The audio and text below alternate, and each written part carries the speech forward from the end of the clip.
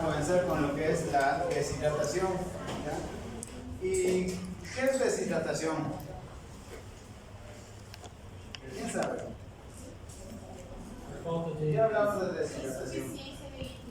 Ya, insuficiencia de líquidos. ¿Qué más? ¿Qué más está?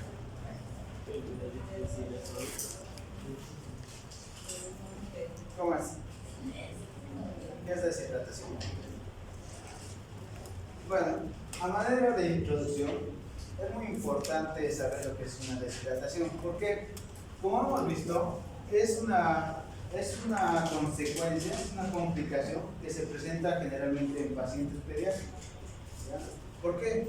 Porque como hemos tomado los primeros temas, hemos visto que el paciente pediátrico es agua, un 75% o un 85% es totalmente líquido.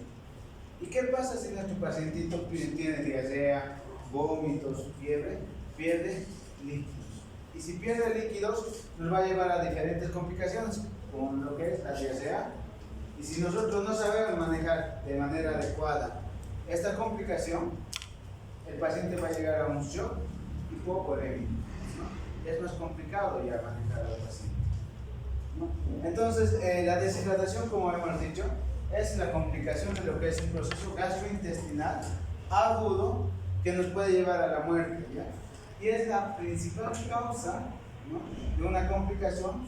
¿Por qué? Porque a nivel de Latinoamérica, y sobre todo en Bolivia, la principal causa de morbo y mortalidad, perdón, la segunda causa de morbo y mortalidad en Bolivia y en Latinoamérica son las diarreas y su complicación. Entonces nosotros tenemos que saber qué es la diarrea. La diarrea es un estado consecutivo a la pérdida de agua y solutos, ¿ya? ¿Qué pasa? En el proceso de la diarrea, nosotros hemos visto en los temas de líquidos que nosotros tenemos mecanismos de regulación, ¿no? Uno que es la sed, el otro que hemos dicho, la hormona antidiurética y los mecanismos renales. En este caso, el paciente, lo que pasa con el paciente es que ha habido un balance negativo.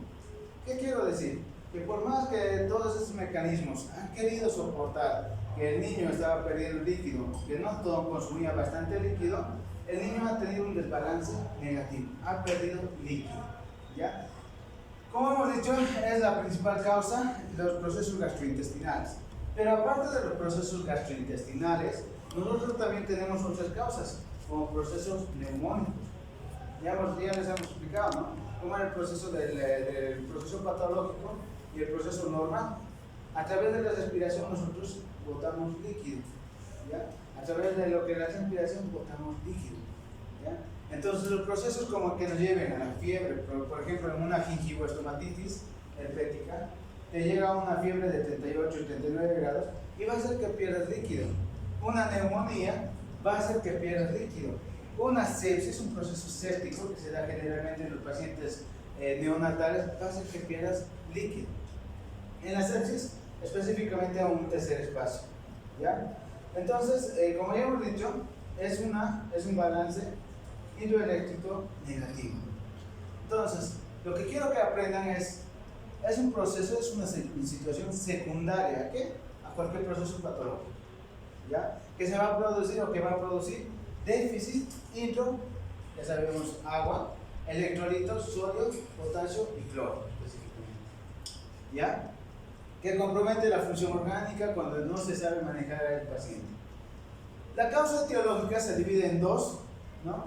Como podemos ver aquí, el incremento en la pérdida. ¿Qué quiero decir incremento de la pérdida? Que el paciente va a tener una expulsión de lo que son los líquidos del cuerpo. ¿Qué quiero decir con esto? A través de la diarrea, ¿no? Las diarreas líquidas a un paciente que un niño menor de 5 años que tenga más de 5 porciones al día ya va a presentar un grado de deshidratación. ¿Qué más? Vómitos, el vómito que nos va a llevar a una hipocloremia, ¿no? Porque lo que tiene el vómito es ácido clorhídrico. Entonces, si el niño vomita constantemente, lo que nos va a llevar a una deficiencia de cloro. ¿Qué más? En algunos procesos de fístulas, ¿no? Estos son los procesos intestinales. Pero también tenemos procesos extraintestinales. ¿Cuáles serían esos? Las quemaduras. ¿Ya? La quemadura de la piel hace que el paciente pierda bastante líquido. ¿Qué más? Fiebre, ¿no? Procesos metabólicos, diuréticos. Cuando se da el paciente en una insuficiencia renal o en una insuficiencia prerenal, podemos llevar a través de lo que es un proceso patológico a la deshidratación. Y otro de los mecanismos es la falta de aporte, ¿no? ¿Qué queremos decir con falta de aporte? Cuando el paciente no tolera la vía oral. ¿Qué quiero decir con esto? Que el paciente está vomitando constantemente y nosotros le queremos dar líquidos por la vía oral y no tolera. Ese proceso también nos va a llevar a un proceso de deshidratación. ¿Ya? ¿Qué más? La vía parenteral. Esto es un poquito más intrahospitalario. ¿Por qué? Porque el paciente tiene que estar internado, ¿ya? Y lo que pasa es que cuando no sabemos manejar la vía parenteral y no tomamos en cuenta, por ejemplo, las concurrencias, las pérdidas insensibles, todas esas cosas, nos va a llevar a una deshidratación.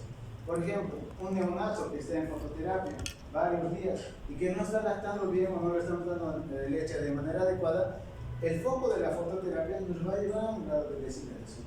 Y si nosotros no manejamos la vía periférica de manera adecuada, al niño lo que vamos a causar es que se deshidrate, por más que tengamos bien, ¿ya?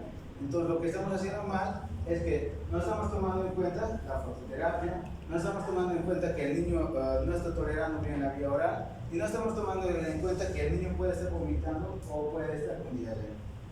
Entonces esas cosas te llevan a una falta de aporte, de líquidos. ¿Qué más?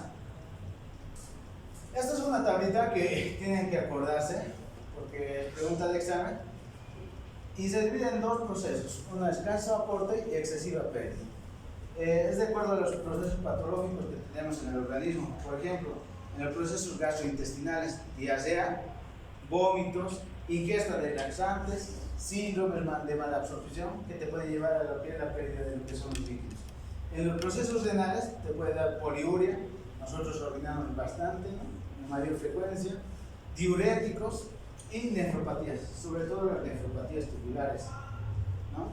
Esas te pueden llevar a una deshidratación. En procesos cutáneos, las quemaduras, fiebre, ejercicios físicos intensos, obviamente, ¿no?, calor intenso, ¿no? En procesos gastroendocrinológicos te puede llevar a lo que es la diabetes. Bueno, en realidad la diabetes no, sino un proceso en el que nosotros no estamos haciendo un adecuado manejo del paciente diabético, ¿ya? Y peor si es pediátrico. Diabetes insípidas, síndrome de pérdida de sal, síndrome adrenogenitales, ¿no?, que te puede llevar al proceso de lo que le diarrea. Y en el escaso aporte, ayunas, ¿no? Hay una disminución de la ingesta de agua y lactancia materna, como les he dicho. Muchas veces cuando es su primer parto, su primer hijo, no saben darle de manera adecuada la leche al niño, ¿ya? Por eso es que se deshidrata el paciente, o no le dan cada hora que le tienen que dar. Por ejemplo, al paciente recién nacido tienen que darle la mamá cada 3 horas y muchas veces la mamá o se duerme o no tiene una técnica adecuada para darle la lactancia, no lacta el niño, ¿no? Entonces llega a una deshidratación hipernatriónica. Por lo general siempre se eleva lo que es el sodio por el escaso aporte de lo que son los líquidos. ¿Qué más? En cuanto a la clasificación, vamos a tener dos tipos de clasificaciones según el grado según la clínica, según el grado de deshidratación. Vamos a tener leve, moderado y grave. ¿Qué digo el grado de acuerdo a lo que es la clínica del paciente? Nosotros vamos a examinar al paciente cefalocaudal y vamos a tomar parámetros, por ejemplo, la fontanela, las mucosas, los ojos, los segmentamos, llanto sin lágrimas, signos de pliegue, frecuencia cardíaca, pulso, ¿no? ¿Qué más? Pérdida de peso. Todos esos aspectos, todas esas manifestaciones clínicas nos van a llevar a clasificar al paciente en un paciente deshidratado leve, moderado y grave, que vamos a ver más posteriormente. El otro tipo de clasificación es de acuerdo al tipo de deshidratación. Entonces, si hablamos de acuerdo al tipo de deshidratación, vamos a tener hipotónico, hipertónico, isotónico. ¿Qué pasa en esta clasificación? Lo que toma en cuenta es cuánto de agua hemos perdido o cuántos solutos hemos perdido, ¿ya? Que se clasifica también en hipernatrémico, si el sodio está elevado, hiponatrémico, si el sodio está bajo, o isonatrémico, cuando el sodio está dentro de parámetros normales, que vamos a explicarle posteriormente. Ahora, actualmente las revistas que están manejando para la clasificación de lo que es un estado de deshidratación toman en cuenta mucho lo que es el peso. Obviamente, en el paciente que es controlado, no en el paciente que no tiene ningún control y no sabemos cuánto de peso tenía antes de que se produzca la diarrea, ¿ya? En esos pacientes vamos a tomar en cuenta la pérdida del peso. Cuando pierde menos del 5% es leve. Cuando pierde entre el 5 al 10% es una deshidratación moderada. Y cuando pierde más del 10% es una deshidratación grave, ¿ya? Eso es lo que se maneja actualmente. ¿Por qué? Porque el niño tiene que hacerse controles periódicos. Obviamente que en Bolivia, lamentablemente en determinadas zonas, no se hacen estos controles. No se puede tomar este tipo de clasificación. ¿Por qué? Porque si me viene un paciente y ha ido al médico hace 5 meses, no sé cuánto de peso ha perdido, ¿no? Entonces no puedo clasificarlo de esta forma. Pero lo ideal y lo que actualmente se maneja es este tipo de clasificación. Ahora, esta clasificación se realiza en menores de 35 kilogramos. En más de 35 kilogramos, el peso varía. Por ejemplo, para una deshidratación leve, nosotros tomamos un 3%. Para una deshidratación moderada, nosotros vamos a tomar entre 5 a 7%. Y para una deshidratación grave, más del 7%. ¿Ya? Esto en pacientes que tienen más de 35 kilogramos.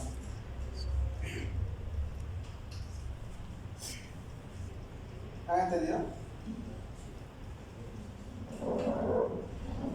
Entonces, según el grado de pérdida o según el grado desde el punto de vista clínico, nosotros, de acuerdo a la escala de Gorelick, utilizamos varios puntos, varios parámetros, ¿no? Que ustedes tienen que saber. Los principales parámetros que toman la escala de Gorelick es ojos hundidos, ausencia de lágrimas, ¿no?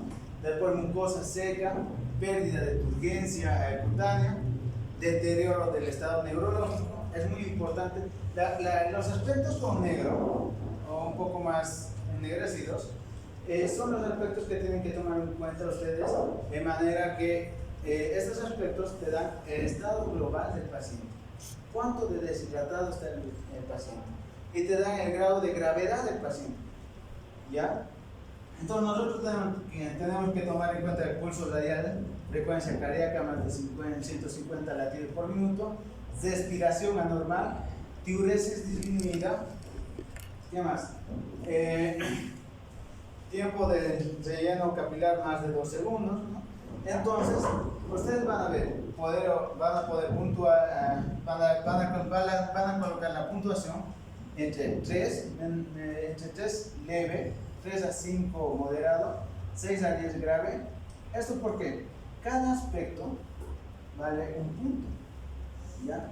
Y entonces tu paciente, si tiene cualquiera de estos aspectos, va a valer un punto. Si tiene más de 3 aspectos de lo que les he mencionado, va a estar, por ejemplo, en deshidratación leve, ¿no? Si tiene entre 3 a 5, va a ser moderado, y si tiene entre 6 a 10, va a estar grave. Los parámetros que tomamos en cuenta entonces son la pérdida del peso, que eso tiene que acordarse en un paciente. Nosotros tenemos que ver con cuánto de pérdida de peso ha llegado el paciente. En una deshidratación leve, el paciente llega en lactantes menores de 2 años, en lactantes menores y lactantes mayores, vamos a tomar en cuenta el 5% de la pérdida de peso. En niños mayores, más de 2 años, vamos a tomar el 3% de la pérdida de peso. El estado de la conciencia, obviamente que el paciente, si no ha perdido mucho líquido, tiene que estar alerta, vigil. ¿ya? El estado es la fontanela anterior, normal, ¿no? El tono ocular, normal. Si tiene presencia de lágrimas, ¿no? Mucosa oral hidratada, turgencia de la piel, pliegues si está ausente, pulso normal, gasto urinario normal, sed normal y respiración normal. Entonces, en el grado moderado vamos a poder ver que ya hay una alteración en el paciente. Por ejemplo, en la pérdida del peso va a estar hasta el 10%, en lactantes menores, en niños hasta lo que es el 6%, en la grave va a estar entre 15% hasta 9%. Entonces, ustedes tienen que valorar cada aspecto del paciente, desde la parte cefalocaudal hasta la parte distal, ¿ya? Pérdida de peso, fontanelas, después tono ocular, si tienen nocturnos o no tienen nocturnos, si está moderado o grave, ¿ya? Lo más importante que ustedes tienen que ver, gasto urinario, ¿ya? ¿Qué más? Estado de la conciencia del paciente, si tiene lágrimas el paciente, ¿ya? Eso les va a dar la característica si es muy patológico o no está tan patológico el paciente. Entonces, de acuerdo al tipo de deshidratación, ¿no? De acuerdo a la pérdida de agua y solutos, vamos a clasificar en hipertónica, isotónica y hipotónica. Cuando el paciente pierde bastante agua y no sodio, lo que vamos a tener es una hipertónica. ¿Qué va a pasar con este paciente? El sodio va a estar aumentando, ¿no? ¿Cuánto es lo normal del sodio? 135 a 145. Entonces, en esta deshidratación, lo que va a estar aumentado es el sodio. Es una deshidratación hipernatremia, ¿ya? La osmolaridad obviamente va a estar aumentada, de 310, y lo que va a afectar es el compartimiento intracelular, ¿ya? En la deshidratación isotónica, obviamente que si decimos isotónica, los dos componentes, tanto el agua y el sodio, se han eliminado de igual magnitud o de igual cantidad, en igual cantidad. Entonces, ¿qué queremos decir? El agua se ha eliminado similar a lo que es el sodio, y esto podemos tener dentro de parámetros normales entre 130 a 150, lo que es el sodio, y vamos a tener una osmolaridad entre 280 y 310. ¿Cuánto es la osmolaridad normal?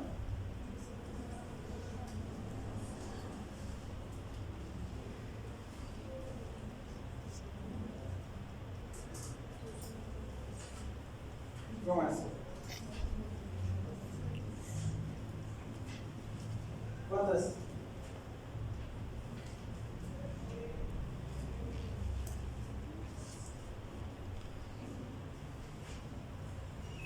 No. Ya pues, ¿quién dice? Ahí es. Y en eso vamos a les he colocado el primer tema, ¿no? Está bien. ¿Ya? Entonces, la deshidratación hipotónica, lo que va a pasar es que el agua va a disminuir, el sodio va a aumentar, y lo que nos va a llevar a un sodio de 130 equivalente, con una osmolaridad de 280, y el compartimento afectado va a ser el extracelular. Entonces, si hablamos de deshidratación, según la concentración del sodio, ya que ustedes ya saben bien, vamos a tener una deshidratación isonatremia. Entonces, la deshidratación isonatremia está entre 130 a 150 miliequivalentes. Está dentro de parámetros normales. Pérdida proporcionada de agua y electrolitos, los dos se van a perder en la misma cantidad, ¿ya? Esto generalmente se da más frecuente en procesos gastrointestinales, ¿ya? Y lo que nos va a llevar a una complicación es una complicación a nivel de lo que son los riñones, una acidosis metabólica y a un shock.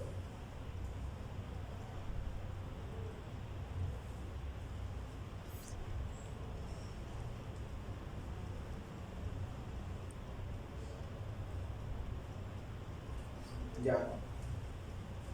Eso.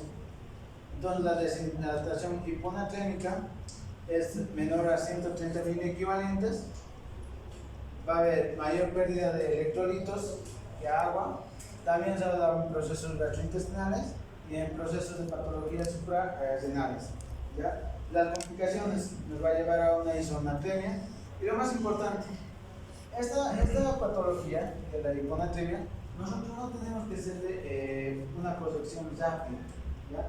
Lo podemos hacer entre 6 a 8 horas. Si nosotros vemos una deshidratación hipernatrémica, ¿por qué?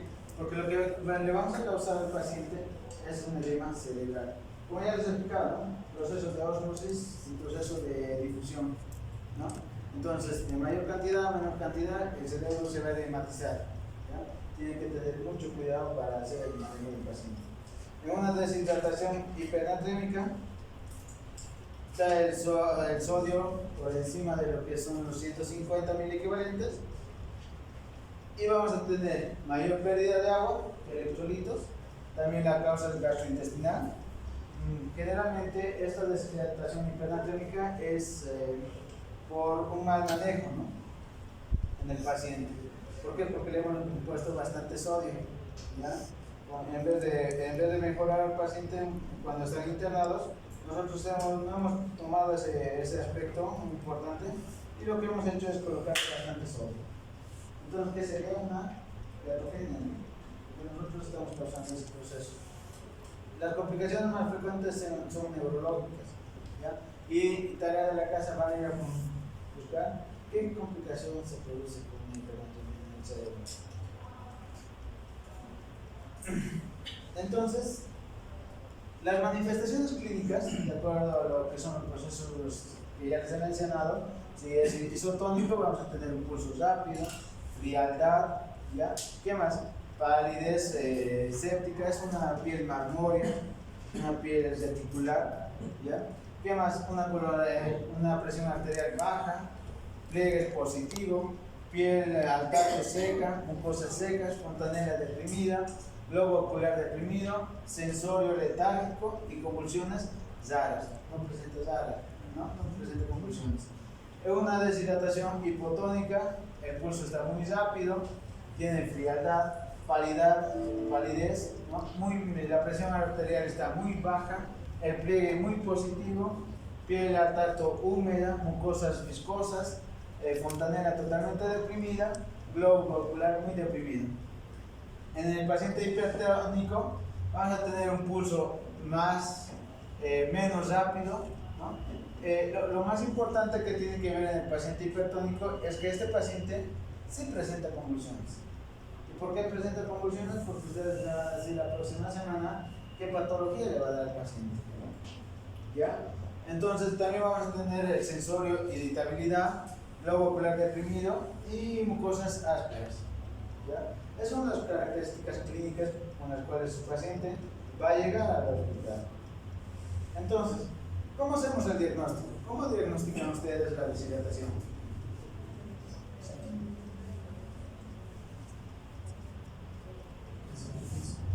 ¿Qué? El diagnóstico es totalmente clínico. No hay un laboratorio que nos pueda decir que el paciente está con deshidratación o no está con deshidratación. Ustedes tienen que revisar al paciente, revisar todos los signos que les he indicado para poder determinar en qué grado de deshidratación está y qué plan van a realizar. Si es el plan A, el plan B o el plan C. ¿Ya? Entonces nosotros vamos a establecer el grado de deshidratación, el tipo de deshidratación y vamos a planear qué vamos a hacer con esta deshidratación. ¿Cómo vamos a deshidratar al paciente? Como ya hemos dicho, el diagnóstico es totalmente clínico, ¿no? Actualmente se utiliza lo que es la pérdida de peso, pero en Bolivia seguimos utilizando los datos clínicos para hacer los tipos de planes, el plan A, plan C, y plan B y plan C. Entonces, nosotros tenemos que ir en el paciente a evaluar tres aspectos. Vamos a ir a observar, vamos a ir a explorar y vamos a ir a decidir. ¿Qué vamos a ir a observar? Lo que ya hemos dicho. Condición del paciente, si está alerta, está excitado. El paciente cuando está alerta está un paciente tranquilo, un paciente que colabora. A no ser que sea un niño que tenga un poquito de una conducta muy irritable, es muy diferente, ¿no?, del paciente que está deshidratado, ¿ya? Entonces, en la situación B, es un paciente totalmente irritado, totalmente molesto, no obedece, no quiere hacer nada, independientemente de cuando está la mamá, no hace caso, ¿no? El paciente no está confundido, no sabe lo que quiere, ¿no? Y en el grado C, es muy importante saber que el paciente está letargo. ¿Qué quiero decir? Está somnoliento, está con ganas de dormirse. Entonces el paciente tiene que diferenciar entre esas cosas, ¿no? En la condición general, el paciente en la situación A está alerta, en la situación B está irritado y en la situación C está letargo. ¿Ya? Los ojos normales, hundidos, muy hundidos. En oftalmos leve y en oftalmos moderado y en oftalmos severo. Lágrimas. En lo normal hay presencia de lágrimas, en la situación C ya no hay lágrimas. ¿Ya? Tienen que darse cuenta del paciente somnoliento, el paciente sin lágrimas, el paciente muy seco, el paciente que ha tenido más, en el signo de pliegue más de 2 segundos, ese paciente es candidato a entrar a un shock hipovolémico. Es lo que tienen que aprenderse. ¿Qué más? Una vez que nosotros observamos, exploramos y decidimos, nosotros le vamos a clasificar en plan A, plan B o plan C. ¿Ya? Ahora, hay otro método, el de DACA, que actualmente se está utilizando, clasifica en sin deshidratación, con deshidratación y choque hipovolémico directamente. ¿Ya? ¿Qué queremos decir con sin deshidratación? Que el paciente está estable, está alerta, ojos normales, boca normal, lengua normal, respiración normal y sed normal. ¿Ya? Cuando el paciente está deshidratado tenemos un estado irritable, sediento, el niño quiere tomar bastante líquido, quiere tomar bastante agua. ¿Qué más? Los ojos están hundidos, ¿no? Ojos, las lágrimas, el llanto sin lágrimas, un niñito que viene llorando y no tiene lágrimas, ese niño está deshidratado. Peor si está excitado, peor si tiene respiración rápida y peor si tiene sed aumentada. El niño quiere tomar. Cuando ya no quiere tomar el niño, ya es un grado patológico, ya es un shock hipovolémico, puede estar entrando el niño a un shock hipovolémico, ¿no? Entonces, ustedes tienen que valorar todos esos aspectos que ya hemos mencionado, que ya hemos repetido y que tienen que aprenderse, y nosotros le vamos a colocar el plan A, plan B y plan C. Ahora, ¿cómo decidimos? ¿Cómo deciden ustedes cómo le van a hidratar a su paciente? Porque hay dos vías, ¿no? Podemos utilizar la vía oral, la vía endovenosa, ¿ya? ¿Cómo decides? Si toda la oral está alerta y no está estable, A. A, ¿ya? Entonces nosotros todo lo que hemos tomado en cuenta vamos a colocar al paciente y vamos a decidir por qué vía le vamos a colocar, qué líquidos le vamos a dar, cómo vamos a hacer la reposición de lo que es el déficit y cómo vamos a hacer la corrección de los desequilibrios hidroelectrolíticos. Ahora, ¿qué es el plan A? ¿Cómo es el plan A?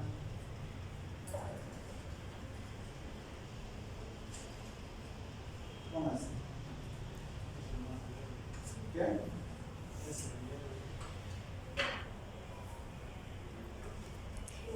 Ya. Entonces nosotros tenemos al paciente ¿qué?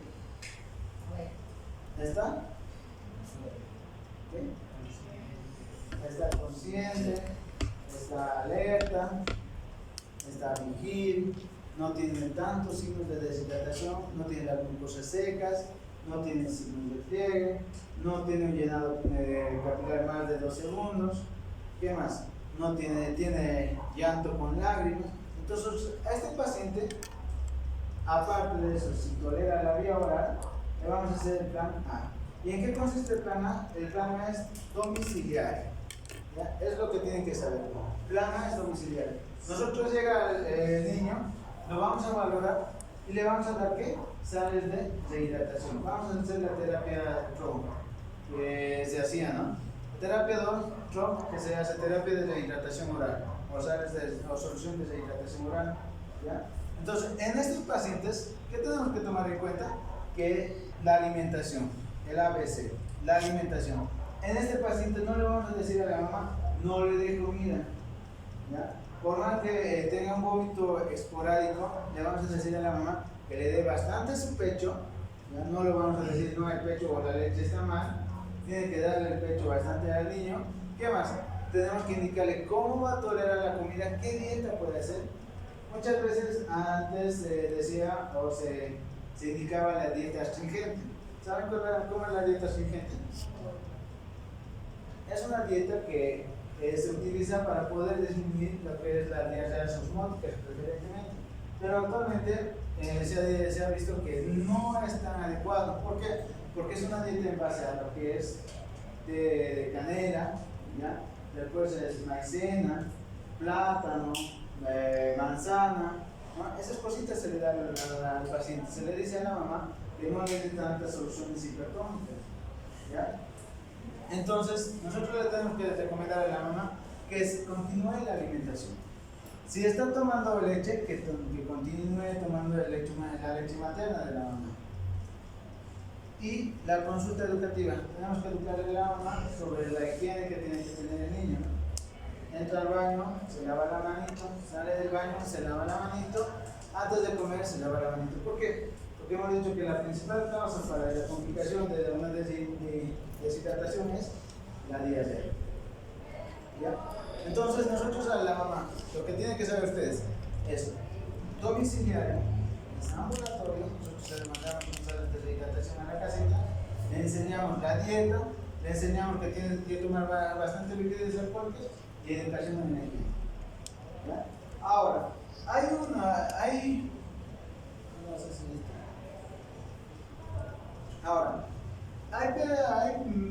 hay métodos que actualmente se están utilizando. Por ejemplo, nosotros tenemos que ver cuánto de pérdida ha tenido el paciente, cuántas deporciones están haciendo, ¿no? Y de acuerdo a eso nosotros tenemos que ver si le damos entre 10 ml kilopeso a 50 ml kilopeso, dependiendo de lo que es la pérdida del paciente. Pero lo más correcto es decirle al paciente que si hace una reposición, la misma cantidad le tienen que dar en líquidos, pues, ¿ya? Hace cajita, le damos líquidos. Hace cajita, le damos líquidos. Y la misma cantidad, ¿ya? ¿Esto por qué? Porque si no le damos la misma cantidad, el paciente igual de la misma forma se va a llegar a deshidratarse. ¿Ya? ¿Qué más? ¿Cuáles son las contraindicaciones? ¿En quiénes no podemos darle líquidos al paciente? No. ¿Eh?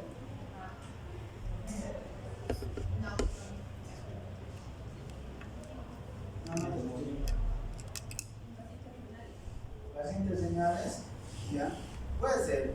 ¿En quiénes no le vamos a dar? En choques hipovolémicos. El paciente ya está choqueado. Como ya hemos visto, hemos clasificado al paciente, no lo podemos comenzar con la solución vía oral, por más que estén en el campo. En todo caso, si ustedes se encuentran en el campo, no pueden colocarle una solución endovenosa, lo que tienen que hacer es colocarle una sonda naso o gástrica. Por ahí le podemos colocar la vía. Pero esos son en casos que ustedes se encuentren en lugares distantes. Las contraindicaciones absolutas: choque hipovolémico, ilio paralítico. Cuando nosotros no escuchamos ilios irregulares en el abdomen, no le podemos dar. Por eso ustedes tienen que examinarle al paciente. En pacientes sépticos, en pacientes que, por más que nosotros le hemos dicho a la mamá y le hemos dado las indicaciones claras de cuánto le tienen que dar al paciente, y el niño sigue vomitando, no tiene tolerancia, ¿verdad? Directamente nosotros pasamos al plan C. ¿Ya? ¿Qué más? Pacientes, obviamente, ¿no? Si el paciente está con una disminución de lo que es la conciencia, obviamente que ese paciente no va a poder tolerar la vía oral, ¿no? Entonces le tienen que colocar la vía endovenosa. Contraindicaciones: empeoramiento durante la deshidratación. Ventajas. ¿Cuáles son las ventajas? Las ventajas de la vía oral es un proceso fisiológico. No vamos a llegar a una hidatogenia, no le vamos a colocar mucho sodio, no le vamos a colocar poco sodio, no le vamos a colocar mucho líquido, no le vamos a colocar poco líquido, ¿no? Entonces es fisiológico. ¿Qué quiero decir con esto? Que el niño va a tomar y lo que el organismo se quiera vaya a absorberse, ¿ya? Se quiere sodio, vaya a absorberse sodio. Se quiere potasio, vaya a absorberse el potasio, ¿no? Es un método muy barato. ¿Por qué? Porque solo nosotros utilizamos un sobrecito de deshidratación oral, ¿no? El que ha utilizado la OMS, que les voy a decir con qué se ha formado. Se reduce el número de ingresos, ¿no?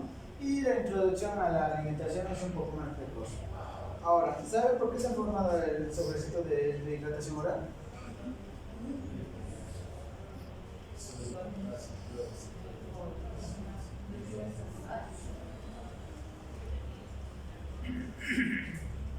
Ya. De acuerdo a la Organización Mundial de la Salud, en 1975 coloqué este tipo de sodio. El sodio, aproximadamente 90 mil equivalentes. ¿Qué quiero decir con esto? Cuando hablamos de 90 mil equivalentes, hablamos de una solución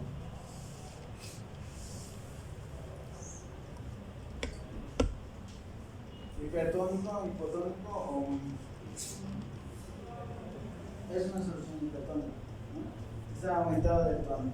¿Qué más? El potasio, 20 mil equivalentes, el cloro, 80 mil equivalentes, el bicarbonato entre 30 mil equivalentes, la glucosa entre 111 mil equivalentes, con una osmolaridad de 330.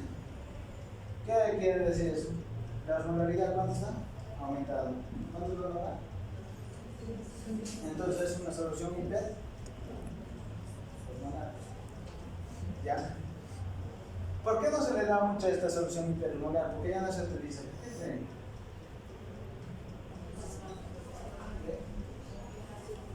¿Qué complicaciones?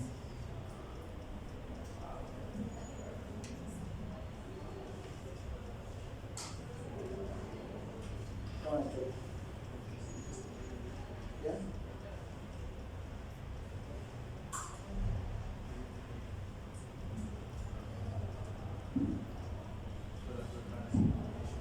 Como hemos dicho, ¿no? Tiene que ver la osmolaridad. Cuando se le da este tipo de solución hiperosmolar, lo que hace, en vez de ayudarnos, nos aumenta lo que es la diversidad osmótica. ¿Ya? Es lo mismo que darle cuando van a su consultorio, muchas veces le dicen Gatorade, después les dan, ¿qué más les dan? Powerade, después que les dan Coca-Cola, ¿no? Después que les dan maicena y todavía cruda, ¿no? O sea, a medio cocer, le dice la mamá. Entonces, ¿están haciendo bien? No, por el mismo de hecho, la osmolaridad es muy alto. ¿Ya? Claro que el niño tolera porque es rico, ¿no? O sea, tiene un sabor que hasta vos vas a tomar. Inclusive cuando ustedes tienen diarrea seguro van y se toman un Powerade. ¿Quién no se ha tomado o no? ¿Qué? Se toma, pero no tienen que hacer eso. ¿Por qué? Porque la osmolaridad está muy elevada. Si hablamos de osmolaridades, ¿qué hemos dicho? De un lado, nosotros estamos tomando a través del tubo digestivo toda la osmolaridad que estamos metiendo. Lo que vamos a hacer es que esa osmolaridad que estamos introduciendo con el Powerade o Gatorade te produzca más diarrea. ¿Ya? Entonces al niño le van a dar ahora Powerade o Gatorade y le dan. Le dan. Muchas veces vienen, mi hijito estaba bien, ha tomado, pero le he dado Gatorade y tiene más diarrea. Porque la vez con más diarrea. No le den, chicos, no es bueno. Le van a hacer deshidratar más.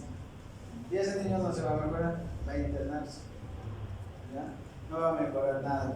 Entonces, en 2002 se ha tratado de bajar lo que es la osmolaridad. Entonces, ¿qué hemos hecho? ¿Qué se ha hecho?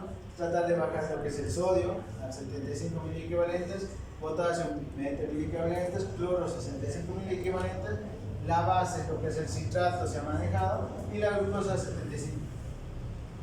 ¿Qué conocen ahora con esa composición? ¿Qué sabes de deshidratación en el mercado?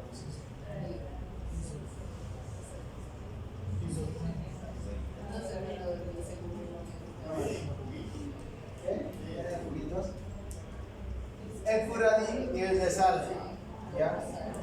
Lo que mejor pueden utilizar es el de sal. ¿Ya? ¿Por qué? Porque ya viene en presentaciones de sachet. Entonces el niño, inclusive el sabor es agradable, entonces el niño va tolerando la hidratación. Pero no hay problema si ustedes están en un centro de salud público, seguimos utilizando el de alta osmolaridad. El otro. El que dice la OMS. pero el sistema privado tiene la capacidad de poder comprarse, mejor el curadito, ¿ya? Ahora, el de sal es de baja osmolaridad. Si vemos, está con 60 miliequivalentes del sodio, el potasio 20 miliequivalentes, el cloro 50 miliequivalentes, el citrato 30 miliequivalentes, la glucosa 111, esto se mantiene, y la osmolaridad tenemos 271. ¿Qué tenemos? Una osmolaridad baja, ¿ya? Que es más tolerable para el paciente pediátrico inclusive, ¿ya? Entonces, eso. Ya saben la composición, ¿verdad? Cuando vienen al internado se les pregunta, ¿por qué está formado en sales de deshidratación oral? Y no se responde.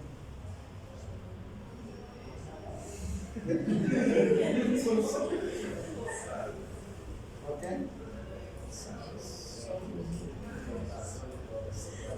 Entonces eso, chicos, tienen que aprenderse tienen que aprender por qué está formado. Estos otros, que es de la que son de otras investigaciones. Bueno, no les hablo mucho. Lo que quiero que me aprendan es de la OMS, ¿ya? Y lo que tiene el CESAR, nosotros manejamos bastante el CESAR en Bolivia, y el curadillo, ¿ya?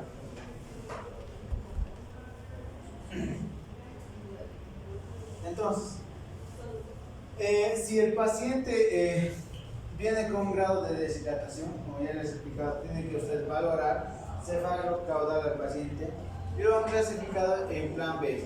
¿Qué hacen en el plan B? ¿Cómo es el plan B? ¿Cómo? ¿Qué?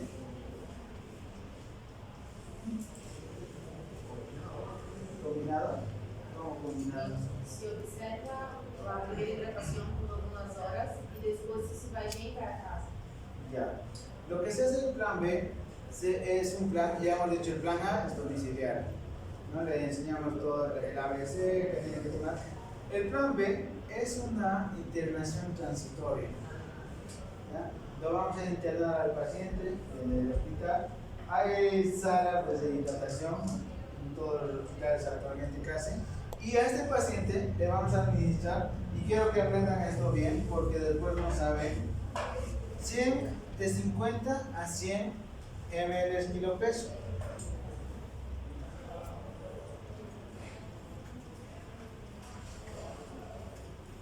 ¿Ya? Entonces, lo que vamos a hacer, si tenemos un paciente de 10 kilos, que nosotros hemos indicado, está irritado, está sediente, ¿no? Tiene quiere tomar bastante líquido, tiene enoptalmos moderado, lágrimas escasas, mucosa seca, signo de pliegue positivo. Entonces, en estos pacientes nosotros vamos a colocar el plan B. El plan B consiste en que nosotros a este paciente le vamos a internar entre 4 a 6 horas en una sala de terapia, ¿ya? De rehidratación, no terapia, ¿ya?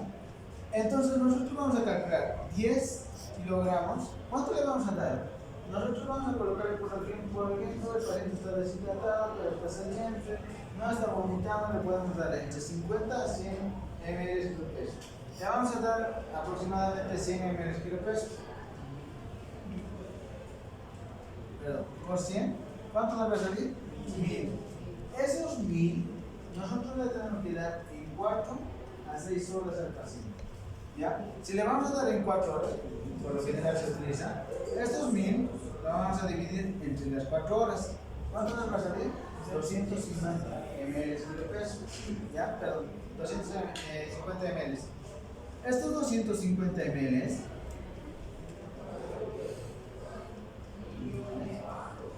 lo vamos a dar cada 15 minutos, ¿ya? Cada 15 minutos le vamos a dar con cucharita o en un vasito para que tolere el paciente, ¿ya? Entonces nosotros ¿cuánto le vamos a dar cada 15 minutos? Lo dividimos entre 4, aproximadamente 62 ml, ¿ya? Entonces, tú a tu paciente a tolerancia, a tolerancia le vas a dar 62 ml cada 15 minutos. ¿Entienden? Eso es lo que tienen que hacer ustedes. Cuando ustedes se quedan con un paciente y les indican que vas a quedar con el paciente, pero vas a hacer el plan B, ustedes cada 15 minutos tienen que darle al paciente. ¿Ya? Con en cucharita o en jeringa, que se utiliza actualmente. Entonces, pero si este paciente presenta vómitos, ¿qué hacemos? En primer lugar, vamos a esperar unos 15 minutos a 30 minutos y recién le vamos a volver a dar la toma. ¿Ya? Entonces, si sigue vomitando, paciente, nosotros decimos que el plan B ha fracasado y vamos a pasar a un plan C. ¿Ya? Que es el plan C endovenoso. Pero, técnicamente este plan C, quiero que les quede claro, no le vamos a hacer una rehidratación para shock, ¿ya? O para plan C que nos manejaron. En este plan B, nosotros podemos hacer dos tipos: vía oral, como les he dicho, o endovenoso. ¿Ya? ¿Por qué? Porque nuestros niños no están deshidratados para pasar al plan C.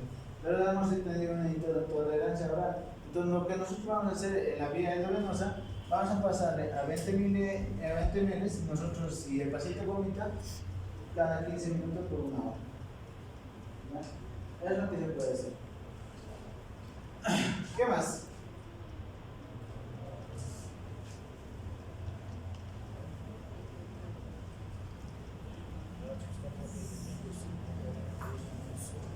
¿Han entendido, no? Así de sencillo. Ahora, para hacer este plan, ustedes tienen que hacerse una hoja de monitoreo, una hoja de balance de líquidos, balance de los líquidos ingeridos, líquidos eliminados y tu balance. ¿Ya?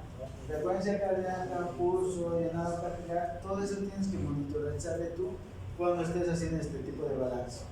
Una hoja de monitoreo, una hoja de balance. ¿Qué más?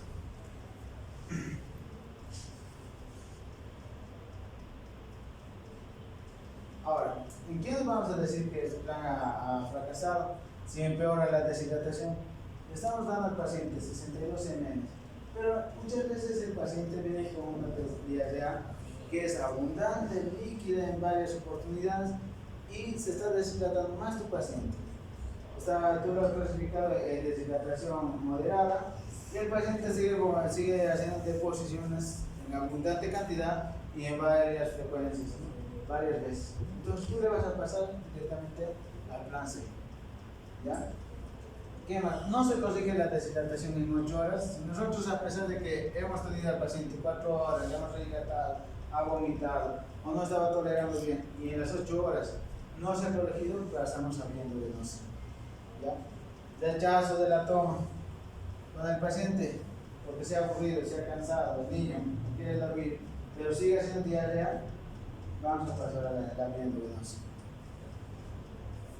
Presencia de vómitos, obviamente, ¿no? Si el paciente sigue vomitando, no tolera la vía oral, vamos a pasar a la venosa. Distensión abdominal, esto es muy importante, ¿ya? ¿Por qué? Porque muchas veces el paciente, porque está sediento, va a tomar. ¿Ustedes han hecho ejercicio alguna vez? ¿Nunca? Imagínense. Tienes que ir a hacer. ¿Ya? Entonces, lo que va a pasar en este paciente, se va a distender el abdomen, ¿ya? Y nos puede dar un ilium posteriormente. ¿Qué más? Va a vomitar el paciente, ¿no? Entonces no va a tener una buena tolerancia. Tenemos que pasar al cáncer. Lo mismo, gasto fecal mayor, el paciente está haciendo más caquita de lo que le estamos hidratando. Entonces nosotros nuevamente tenemos que pasar al cáncer. Se debe iniciar la hidratación endovenosa entonces en todos estos pacientes que han presentado todas estas complicaciones.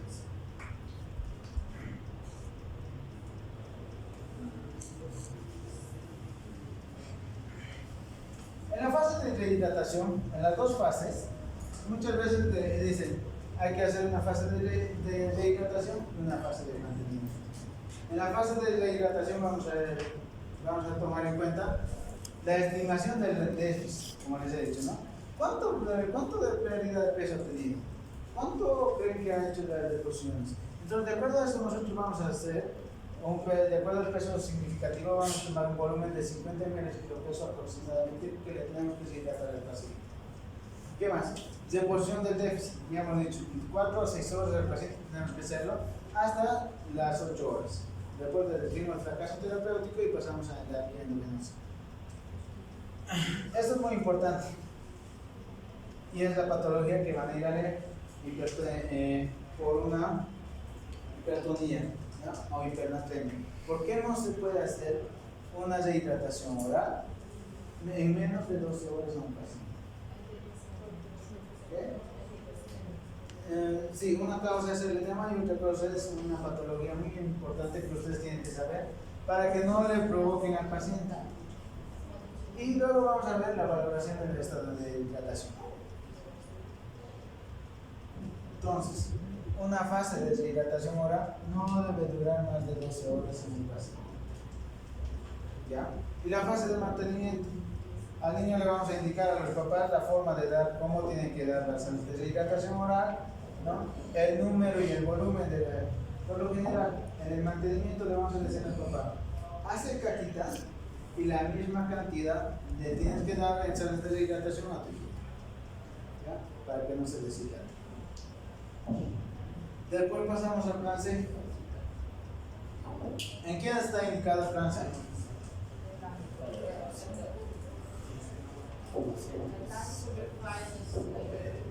¿Ya? En pacientes menores de 3 meses. Un niño tiene menos de 3 meses, no le vas a dar plan de hidratación oral, ¿ya? Es endovenoso. Muchas veces por no complicarnos, por no internarlo, se le hace esa hidratación oral, pero no lo se debe hacer, ¿ya? Se le debe internar y colocar vía endovenosa. Intolerancia a la vía oral, como hemos dicho. Choque hipovolémico, alto gasto fecal y trastorno severo de lo que es la conciencia. Entonces, ¿cómo le vamos a hidratar al paciente? ¿Cómo le hacemos la terapia?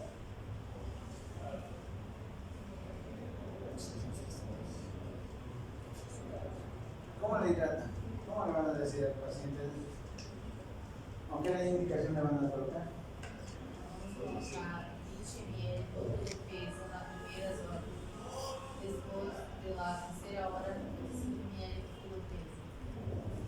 Ya. Entonces tenemos una fase de hidratación rápida. El paciente ha llegado con todas estas características. El paciente está deshidratado, está somnoliento, está durmiendo el paciente, tiene un pulso mayor a 2 segundos, tiene signos de pliegue, intolerancia oral, llanto sin lágrimas. ¿Qué más? Presión arterial baja. ¿Qué más? Fontanela muy deprimida. ¿Qué más? ¿Qué más van a valorar de tu paciente? Taquicardia. ¿Qué más? ¿Qué? Mucosas muy secas. ¿Qué más? Enoptalmo severo. ¿Qué más? Entonces, todo eso van a valorarle a su paciente y lo principal, ¿no? Hemos dicho si está haciendo diuresis o no está haciendo diuresis. ¿Cuánto es la diuresis normal? 1 hora por kilo de peso. ¿Y cuándo ya decimos anuria? Porque es importante.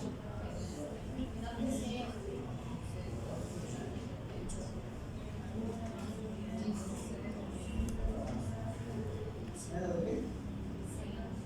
¿Menos de 5? ¿De 6? ¿De 100? Ya. El diuresis en kilo peso hora, ¿cuánto es lo normal?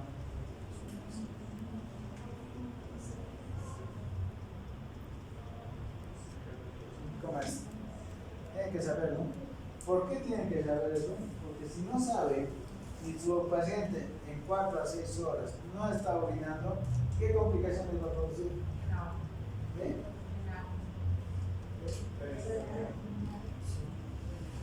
Fixo. ¿Qué? Vai causar infecção. Infección. No, estamos hablando de diarrea. Puede ser, ya digamos, no sé, insuficiencia renal, renal o posrenal. ¿Qué tipo de una insuficiencia renal? ¿Ya? El paciente se está secando, no va, es como el chasis del auto, ¿no? Cuando no tiene agua, le seguimos haciendo carburar, se va a fundir todo. Y lo mismo va a pasar en este paciente, se va a fundir su riñón. Entonces tienen que valorar cuántas veces está orinando, cuánto está orinando el paciente. Entonces, en el plan C, la primera hora vamos a colocar entre 50 ml y peso hora. ¿Qué quiero decir? Que si nuestro paciente, tomen en cuenta esto es muy importante, cuando no tiene ninguna patología de base. ¿Ya? ¿Por qué les digo esto? Porque en pacientes desnutridos, en pacientes con insuficiencia cardíaca, en pacientes con insuficiencia renal, no se le da este plan de esta forma. ¿Ya? Este plan se hace en pacientes que no tienen ninguna patología de base. ¿Ya? Pónganse esto. ¿Por qué? Porque si van a tener un paciente desnutrido, lo que va a pasar es que este paciente desnutrido, en la mayoría de los casos, va a tener una hipoalbuminemia. Lo que vamos a hacer es inyectar al paciente más. ¿Ya? Por eso no se hace. Igual en la insuficiencia cardíaca. ¿Ya? Entonces nosotros vamos a tener un paciente con 10 kilogramos. Lo que vamos a hacer es multiplicarle por 50 ml. ¿Ya? 50 por 10, 500. 500 ml. Esto vamos a colocar pasar 500 ml en una hora, indicando que es la primera carga. ¿Ya? Nosotros tenemos que pasarle 50 ml a 60 ml en una hora. Inclusive las guías actuales te dicen que puedes pasarle en menos tiempo, hasta en 30 minutos, pero en pacientes sanos, obviamente, que no tienen una patología de base. ¿Ya? Ahora, en pacientes que tienen patología de base vamos a utilizar esto, de 20 ml kilopeso en dosis, pero también en una hora. ¿Pero qué va a pasar? Nosotros le vamos a pasar primero 20 ml kilogramos, vamos a valorar el paciente. ¿Ya? Si se está hidratando de manera adecuada, no se está hidratando, o estamos estamos haciendo edemas. ¿Ya? Después vamos a colocarle otros 20 ml si el paciente lo requiere, y le podemos colocar otros 20 ml en una hora si el paciente así lo requiere, si sigue deshidratado. ¿Ya? Entonces lo mismo, vamos a colocarle casi 60 ml, pero controlando al paciente. ¿Ya? No como un paciente sano que le podemos colocar 50 ml en una hora, después de sin valorar el estado de hidratación del paciente. ¿Qué más? La segunda hora, esto lo hemos puesto en la primera hora. La segunda hora le vamos a pasar 25 ml y la tercera hora 25 ml. ¿Ya?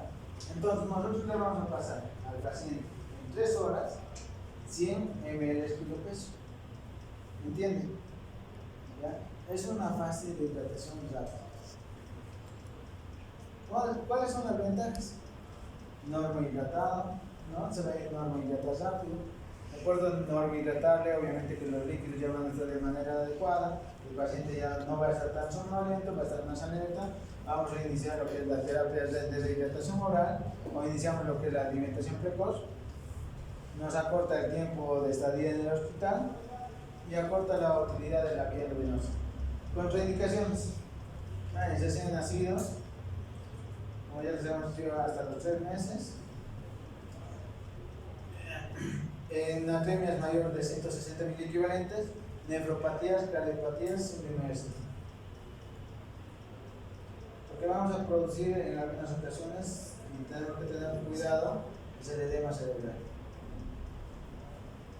Los objetivos: ¿cuál es el objetivo? Ya hemos dicho, separar rápidamente el déficit de agua y electrolito, reponer las pérdidas y permitir la alimentación precoz. Entonces, como ya hemos dicho, esta fase de deshidratación tiene una fase rápida, inicial, que ya les he explicado, una fase de mantenimiento y una fase de reposición. ¿Ya? Es lo que tienen que aprender.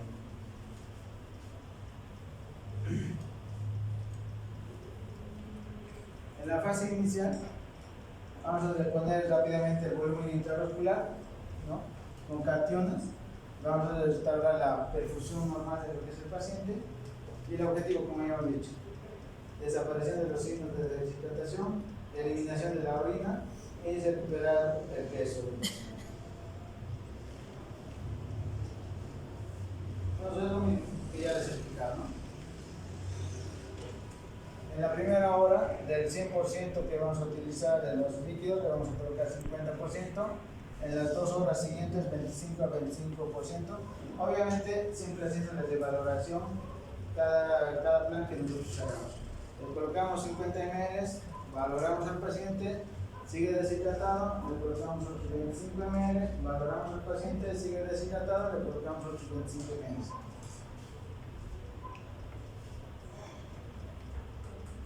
Entonces, en algunos casos, cuando nosotros tenemos o el paciente está cursando con acidemia grave, lo que vamos a colocarle es bicarbonato sérico, ¿ya? A 8 ml litro, ¿ya? En aproximadamente 30 minutos. El plan de deshidratación. Después de hacer la fase inicial, vamos a hacer el plan de mantenimiento, ¿no? Porque el paciente sigue va a presentar diarreas. No es que la diarrea con lo que hemos hecho va a cortarse o va a desaparecer. El paciente sí, lo vamos a hidratar, va a estar bien hidratado, va a estar no hidratado el paciente. Lo que tenemos que dejarlo al paciente, obviamente que está hospitalizado, el plan de mantenimiento. En el plan de mantenimiento lo que vamos a utilizar son las necesidades basales, ¿ya? Entonces ya se les explicaron las necesidades basales. Menos de 10 kilos de peso, se utiliza entre 100 ml kilo día, entre 10 a 20 kilogramos, o los 10 siguientes kilo peso, 1000 ml más 50 ml kilogramo día, y los otros 10 ml kilo peso, o desde los 20 hasta los 39 ml kilo peso, 1500 más 20 ml más 50 ml, ahí me falta. También en otro método podemos utilizar la superficie corporal, ¿no? Sacamos la superficie corporal, el peso por 4 más 7 dividido entre peso más 90, ¿no? Y eso se multiplica por 1000. Esto sacamos la superficie corporal. Esta es la fórmula para sacar la superficie corporal. Y esa fórmula de superficie corporal pesa, por ejemplo, qué sé yo, 35 kilogramos. ¿Cuánto sería la superficie corporal?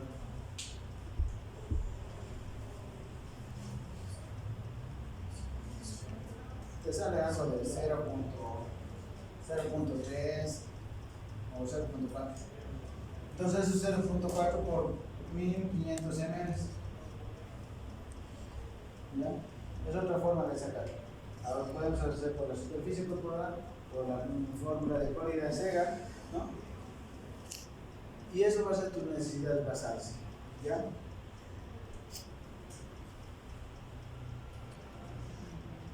A estas necesidades basales que ya hemos sacado, lo vamos a sumar las pérdidas concurrentes. ¿Y qué son las pérdidas concurrentes?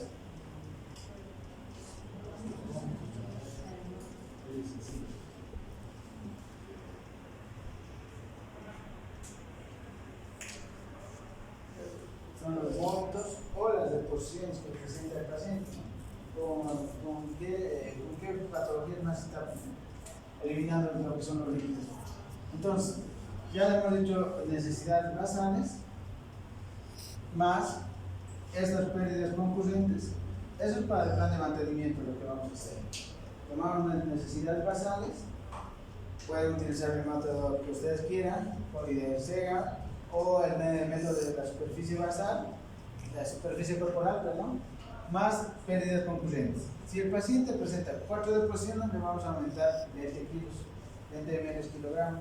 Si el paciente presenta 6 a 8 deposiciones, le vamos a aumentar 40 ml kilogramos. Si el paciente tiene más de 8 deposiciones, le vamos a aumentar entre 60 ml kilogramos. Entonces nosotros tenemos que contar cuántas deposiciones está haciendo el paciente. Suponiendo que el paciente hace 4 deposiciones, le vamos a aumentar 20 ml kilogramos.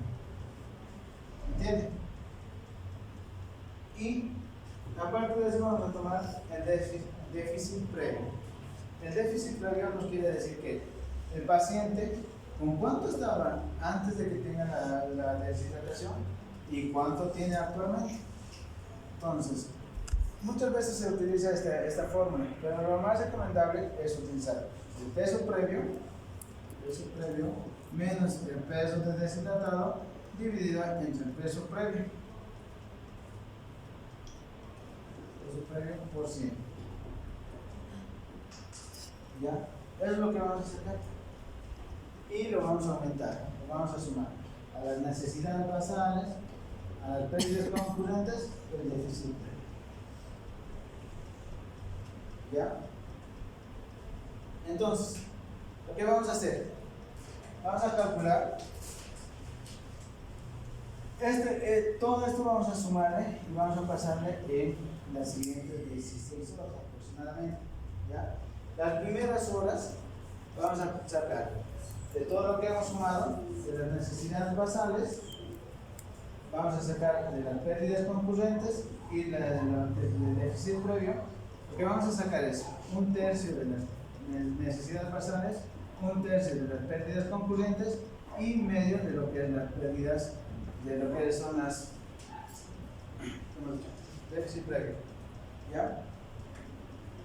Y eso lo vamos a pasar, lo vamos a dividir en 2 y lo vamos a pasar en 8 horas. ¿Ya? La mitad en 8 horas y la mitad en las 8 horas. ¿Me han entendido? Facilito, ¿no?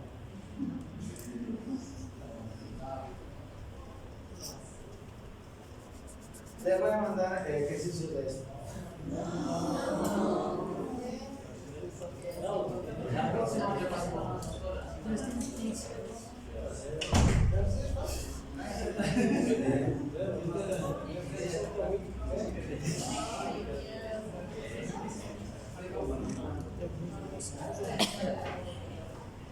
Ahora, ¿qué solución ustedes van a utilizar?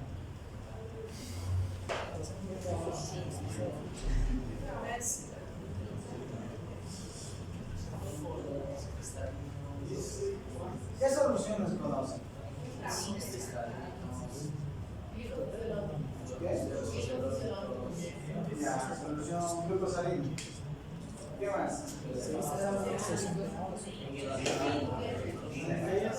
Química normal, química lactado, ¿qué más?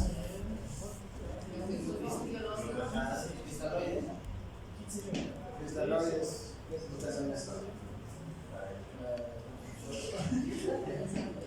¿ya? Entonces, esta es una tablita que puedes sacarle fotos, no tiene mucho. La solución fisiológica, ¿cuánto tiene? ¿Creen que cuánto de sodio tiene? Es pregunta de cirugía, pregunta de medicina interna. ¿Ya? Solución fisiológica tiene 154 miliequivalentes de sodio y 154 miliequivalentes de cloro. ¿Ya? Y un pH de 5.7, una osmolaridad de 308. Supuestamente es fisiológico, ¿no? 0.9%. ¿Ya? ¿Qué más? El zinc y el lactato. Estas son las soluciones que siempre utilizamos, ¿no? Zinc y lactato, 130 miliquivalentes de sodio y cloro 109, que son soluciones isotónicas, ¿no? Una osmolaridad de 273. Esta solución salina hipertónica al 3% no se utiliza mucho para pacientes que se puede utilizar para una solución hipertónica. Cuando el paciente viene con tejidos, con edema, ¿ya? El sodio está totalmente alto, ¿no? Son 513, y es una solución hipertónica. ¿Por qué creen que utilizarían una solución hipertónica antes de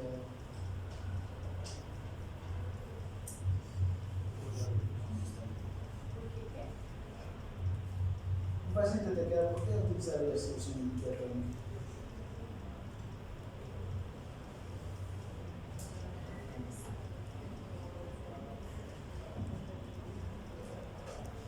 Miren, el primer tema les explicaba. Si tenemos una solución hipertónica, ¿qué va a hacer? Va a sacar líquidos de una célula y lo va a llevar a otro lado. Entonces, ¿qué pasa? La cabecita se está donatizando.